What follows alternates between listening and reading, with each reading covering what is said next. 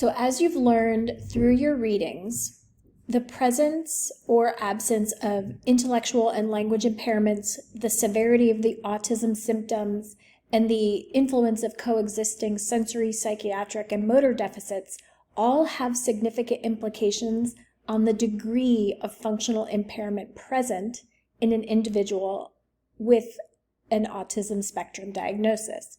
I will shorten that to ASD going forward.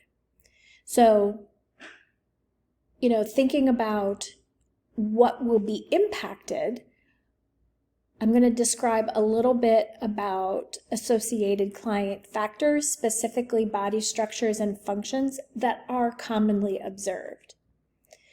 So remember, autism is considered a global impairment, meaning that it does not reflect damage as a result of one specific lesion on the brain. And since autism likely affects several regions and functionings of the brain, this global impact means that autism impairs multiple areas of development. So, as a result, all areas of occupation are often impacted by this disorder.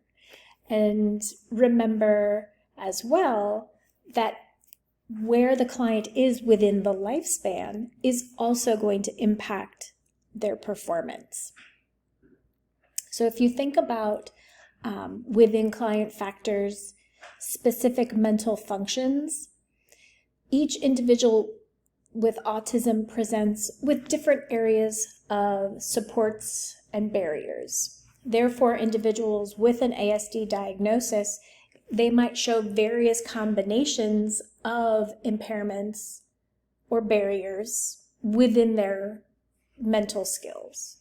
So this range, it can range from very severe to very mild. So we really need to take that into consideration. And then how those mental functions impact their ability to engage in occupation. Thinking about sensory function and pain, visual perception is usually an area of relative strength for these clients. And pain is an area that, because of maybe sensory processing challenges with individuals with autism, their body is not interpreting that stimuli in an adaptive way. So you might see varying responses, pain responses, either under or over responsive. There might be some functions related to the digestive system that are an impairment.